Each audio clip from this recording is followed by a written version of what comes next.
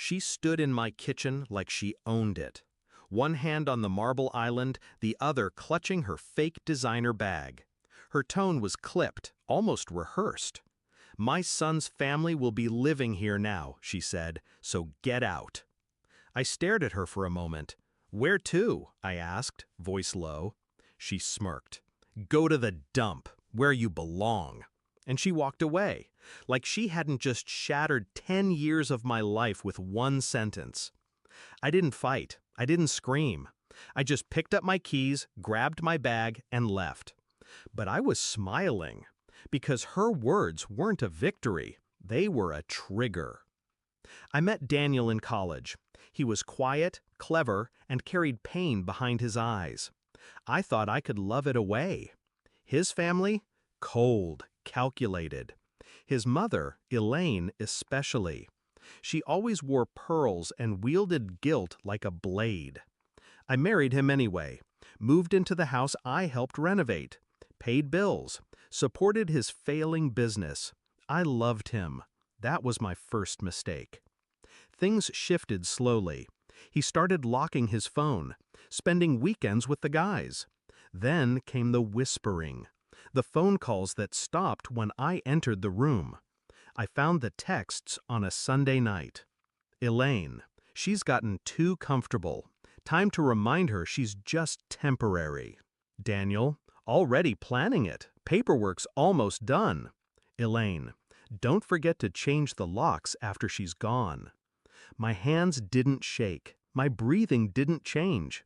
I just sat in silence, staring at a decade unraveling in one thread of texts. He was trying to kick me out of my own home. The deed, in his name, yes. But the down payment? My inheritance. My mother's deathbed gift. And they thought I'd just walk away? No, I would disappear. But only to sharpen the blade. First move, I left. Without a word. That disarmed them. They assumed I'd run to a friend, a shelter, maybe the dump his mother suggested. Instead, I went to my lawyer, the real one, the one I'd kept on retainer since the first time Elaine hinted at a prenup loophole. Turns out, my name wasn't on the deed, but neither was Elaine's. And Daniel had used joint funds, my income, to pay the property taxes. Community property, marital assets, traceable transfers, all legally documented. I had the blueprint to dismantle them.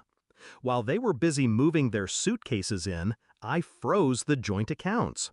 While Elaine redecorated my living room, I had a forensic accountant flag Daniel's business loans, the ones I co-signed.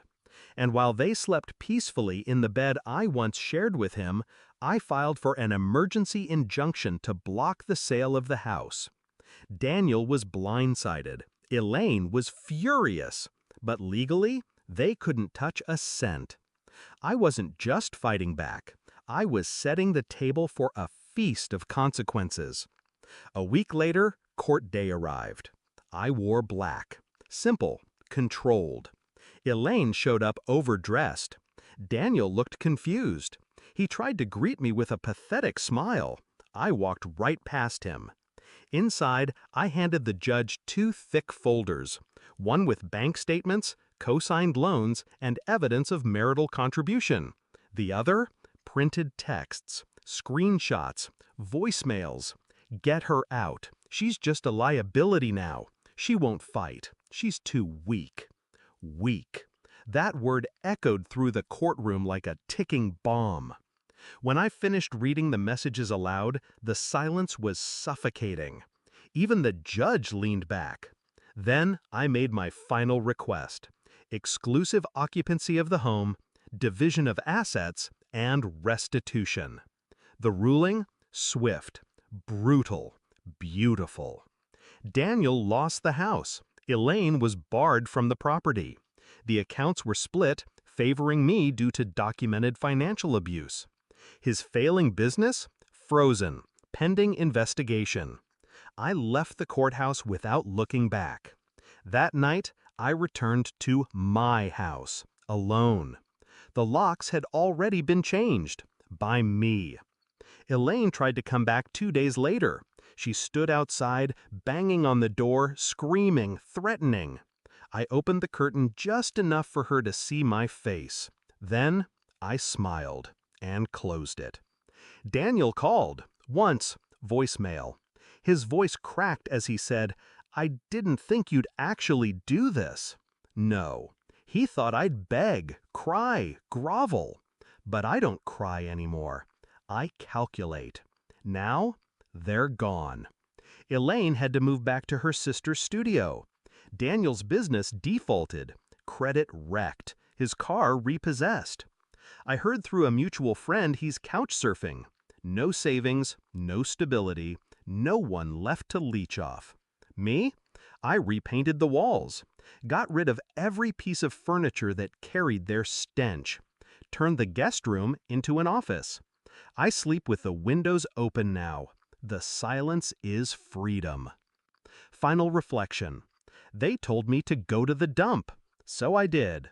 But I didn't stay there. I just needed a quiet place to plan their burial.